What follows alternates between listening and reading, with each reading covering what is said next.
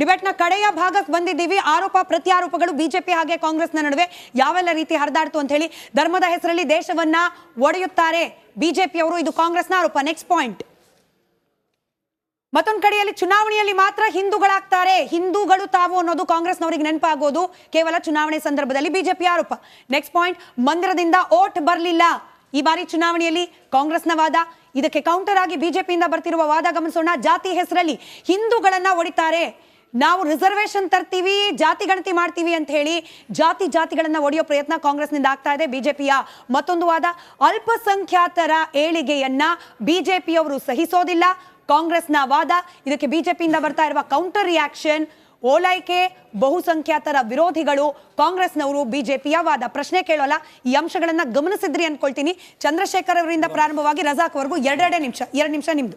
ನೋಡಿ, ಇಡೀ ನಾನಾಗಲೇ ಹೇಳ್ತಿದ್ದೆ, ಇಡೀ 2014ರಿಂದ ಪ್ರತಿ ಚುನಾವಣೆ ನಾವು ಡೆವಲಪ್ಮೆಂಟ್ ವಿಚಾರದಲ್ಲೇ ಹೋಗ್ತಿದ್ವಿ. ಇವ್ರು ಯಾವ್ಯಾವ ವಿಚಾರಗಳೆಲ್ಲ ಹೋಗ್ತಾವ್ರೆ. 1951ರಲ್ಲಿ ಕನ್ವರ್ಷನ್ ಅನ್ನ ಲೀಗಲ್ ಮಾಡಿದ್ದು ಇದೇ ನೆಹರು ಅವರು. ಹಿಂದೂ ಕೋಡ್ ಬಿಲ್ ತಗೊಂಡ್ಬಂದಿದ್ದು ನೆಹರು ಅವರು. ರಾಮ ಮಂದಿರಕ್ಕೆ ಬೀಗ ಹಾಕಿದ್ದು ಇದೇ ರಾಜೀವ್ ಗಾಂಧಿ ಅವರು. ಇದಾದ ಮೇಲೆ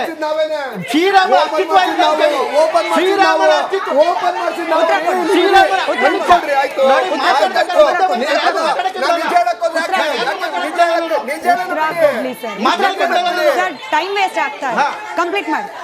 ಅದಾದ್ಮೇಲೆ ರಾಮ ಅನ್ನೋದು ಕಾಲ್ಪನಿಕ ಅಂತ ಹೇಳಿ ಸುಪ್ರೀಂ ಕೋರ್ಟ್ ಅಫಿಡವಿಟ್ ಕೊಟ್ಟಿದ್ದೀವ್ರು. ಅದಾದ್ಮೇಲೆ ರಾಮ ಮಂದಿರ ಕಟ್ಟಕ್ಕೆ ಬಿಡಲ್ಲ ಅಂತ ಹೇಳಿ 21 ಜನ ಹಿಡ್ಕೊಂಡು ಕೋರ್ಟ್ಗೆ ಹೋಗಿದ್ದೀವ್ರು. ರಾಮ ಮಂದಿರ ಕಟ್ಟಾದ್ಮೇಲೆ ನಾವು ತೀರ್ಪು ಕೊಡಬೇಡಿ ಅಂತ ಹೇಳಿದವರು. ರಾಮ ಮಂದಿರ ಆಗಲೇಬೇಕು ಅಂತ ಹೇಳಿ ಬಿಜೆಪಿ ಹುಡ್ದಾಗಿಂದ ಹೇಳ್ಕೊಂಡ್ಬಂದವ್ರು ನಾವು. ಆಮೇಲೆ ಇವತ್ತಾಗಿರ್ತಕ್ಕಂಥ ಮಂದಿರ ಕೂಡ ಸುಪ್ರೀಂ ಕೋರ್ಟ್ ನಾವು ಬರೀ ರಸ್ತೆ ಮಾಡು, ಏರ್ಪೋರ್ಟ್ ಕಟ್ಟು, ಸ್ಕೂಲ್ ಕಟ್ಟು, ಕಾಲೇಜ್ ಕಟ್ಟು ಅನ್ನೋದು ನೋಡಿದ್ರೆ ಅದು European type of development. Buddha ಧರ್ಮ ಬೆಳಿಬೇಕಾದ್ರೆ ಅಶೋಕ ಬುದ್ಧ ವಿಹಾರಗಳನ್ನು ಕಟ್ಸ್ದ, ರಸ್ತೆಯನ್ನು ಮಾಡಿಸ್ದ, ರಸ್ತೆ ಬದಿ ಮರಗಳನ್ನ ಕಟ್ಸ್ದ, ಧರ್ಮ ನಿಲ್ಸ್ದ. ಯಾವತ್ತು ಧರ್ಮ ಇರ್ಬೇಕು, ಧರ್ಮ ಇದ್ರೇನೆ ಅಭಿವೃದ್ಧಿ. ಧರ್ಮ ಧರ್ಮ ಇಲ್ಲ ಅಂದ್ರೆ ಒಂದ್ ನಿಮಿಷ, ಹಾಗಾಗಿ ಧರ್ಮ ಅಭಿವೃದ್ಧಿ ಧರ್ಮದ ಭಾಗ. ಬಿಜೆಪಿ ಹುಡ್ದಾಗಿಂದ ಧರ್ಮನು ಉಳಿಸ್ಕೊಂಡು ಬರ್ತಾ ಇದೆ, ಅಭಿವೃದ್ಧಿನ ಮಾಡ್ತಾ ಇದೆ.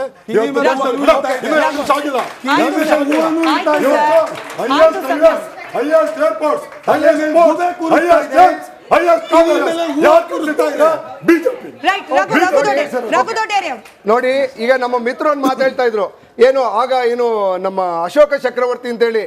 ಅಶೋಕ ಚಕ್ರವರ್ತಿ ಇದು ದಂಡೆತ್ತು ಹೋಗಿದ್ದು, ಇದನ್ನು ಒರಿಸ್ಸಾದ 1 ಲಕ್ಷ ಹಿಂದೂ ವರೆಯಗಳನ್ನ ಕೊಲೆ ಮಾಡಿದ್ದಿದೆ ಅಶೋಕ ಚಕ್ರವರ್ತಿ.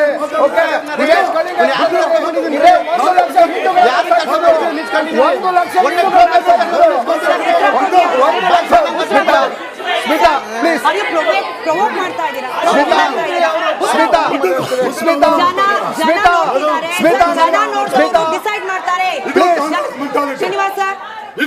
ಶ್ರೀನಿವಾಸ್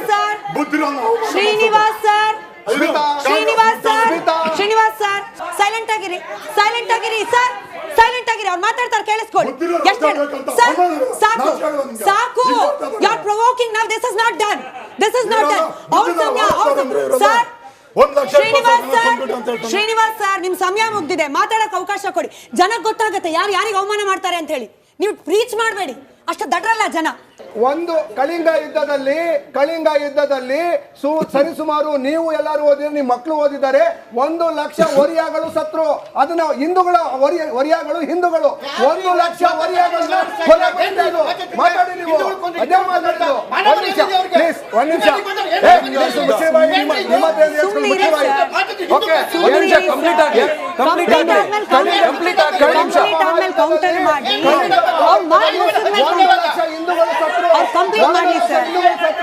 ಇವರೇ ಹೇಳಿದ್ದು 1 ಲಕ್ಷ ಹಿಂದೂಗಳು ಸತ್ತು.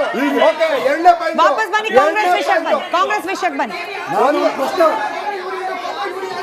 ಆಯ್ತು, ಮಹಾಭಾರತದಲ್ಲಿ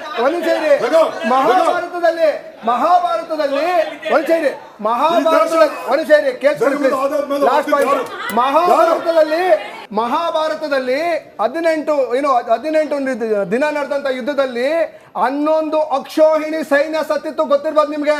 11 ಅಕ್ಷೋಹಿಣಿ ಸೈನ್ಯ.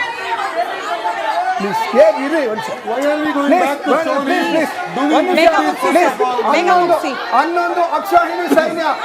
ಒಂದು ಸೇರಿ ಇದೇ ಯಡಿಯೂರಪ್ಪನವರು, ಇದೇ ಬೊಮ್ಮಾಯಿ ಅವರು ಮುಸಲ್ಮಾನರ ಚರ್ಚ್ಗಳಿಗೆ ಮಸೀದಿಗಳಿಗೆ ಹೋಗಿ ಇದು ಟೋಪಿಗಳು ಹಾಕೊಂಡು ಬಿರಿಯಾನಿನ ಬಡ್ಸ್ ಬಂದವರು ಇದೇ ಬಿಜೆಪಿ ಅವರು.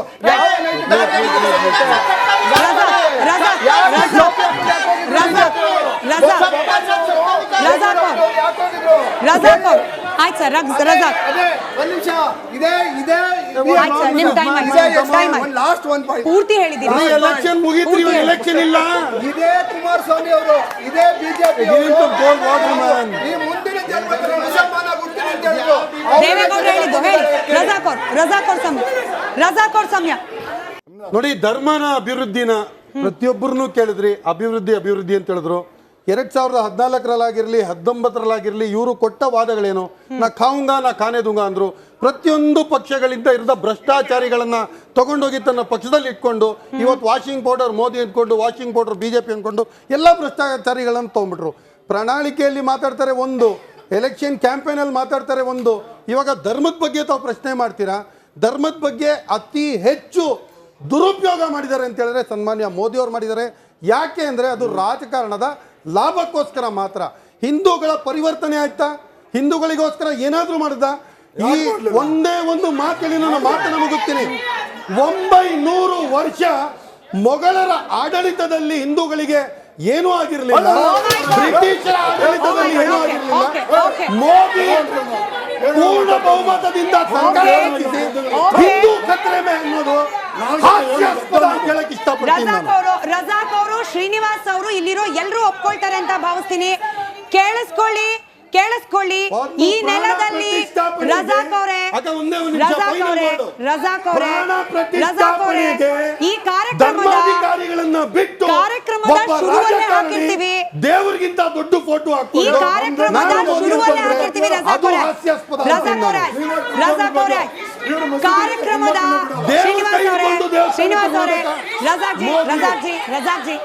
ರಜಾಕ್ ಅವರು ಒಪ್ಕೊಳ್ತಾರೆ, ಶ್ರೀನಿವಾಸ್ ಅವರು ಒಪ್ಕೊಳ್ತಾರೆ, ಇಲ್ಲಿರೋ ಎಲ್ಲರೂ ಭಾವಿಸ್ತೀನಿ ಒಪ್ಕೊಳ್ತೀರಿ ಅಂತ ಹೇಳಿ. ಈ ನೆಲದಲ್ಲಿ ಹುಟ್ಟಿದೆ ಅಂತ ನಾವು ಪರಿಗಣಿಸಿರುವ ಸನಾತನ ಧರ್ಮ ಆಚೆಯಿಂದ ಬಂದಿರುವ ಇತರೆ ಧರ್ಮಗಳಿಗೂ ಕೂಡ ರಕ್ಷಕರ ಅವಶ್ಯಕತೆ ಇದ್ದಿದ್ದರೆ ಬಹುಶಃ ಯಾವತ್ತೋ ನಶಿಸಿ ಹೋಗ್ತಿತ್ತೇನು. ನಮ್ಮ ಧರ್ಮಗಳು ಕಾಲಕ್ಕೆ ಅನುಗುಣವಾಗಿ ಇವಾಲ್ವ್ ಆಗ್ತಾ ಬರ್ತಾ ಇದೆ. ನಮ್ಮ ಜೀವನದ ಮಾರ್ಗವನ್ನ ಹೇಗಿರಬೇಕು ಅಂತ ಹೇಳಿ ನಮಗೆಲ್ಲರಿಗೂ ಎಲ್ಲವೂ ರಜಾಜಿ ಹಿಂದೂ ಧರ್ಮವನ್ನ ಒಳಗೊಂಡಂತೆ ಸನಾತನ ಧರ್ಮವನ್ನ ಒಳಗೊಂಡಂತೆ ರಾಜಕಾರಣಿಗಳು ರಜಾಕ್ ಅವರೇ ನೀವು ಕಿರ್ಚಿದ್ರು, ನೀವು ಎಷ್ಟೇ ಕಿರ್ಚಿದ್ರು ಶ್ರೀನಿವಾಸ್ ಅವರೇ ನಾನು ಆಗ್ಲೇ ಹೇಳ್ದ ಹಾಗೆ ಮತ್ತೆ ಈಗಲೂ ಹೇಳ್ತಾ ಇರೋ ಹಾಗೆ ಈ ನೆಲದ ಹಾಗೆ ಆಚೆಯಿಂದ ಬಂದ ಯಾವುದೇ ಧರ್ಮವಾದ್ರೂ ಕೂಡ ರಾಜಕಾರಣಿ ಬಂದು ಅದನ್ನ ರಕ್ಷಣೆ ಮಾಡಬೇಕು ಅನ್ನೋ ಅವಶ್ಯಕತೆ ಇಲ್ಲ. ಬೇಕಾಗಿರೋದು ಜನಪ್ರತಿನಿಧಿಗಳ ಇಚ್ಛಾಶಕ್ತಿ. ಅದರಲ್ಲೂ ಒಂದು ಧರ್ಮಕ್ಕೆ ಒಂದು ರೀತಿ, ಮತ್ತೊಂದು ಧರ್ಮಕ್ಕೆ ಇನ್ನೊಂದು ರೀತಿ ಅಂತಂದ್ರೆ ನೋಡಿಯೂ ಕೂಡ ನೋಡದೆ ಇರದ ರೀತಿಯಲ್ಲಿ ವರ್ತಿಸುವ ದಡ್ಡರಲ್ಲ ನಮ್ಮ ಜನ.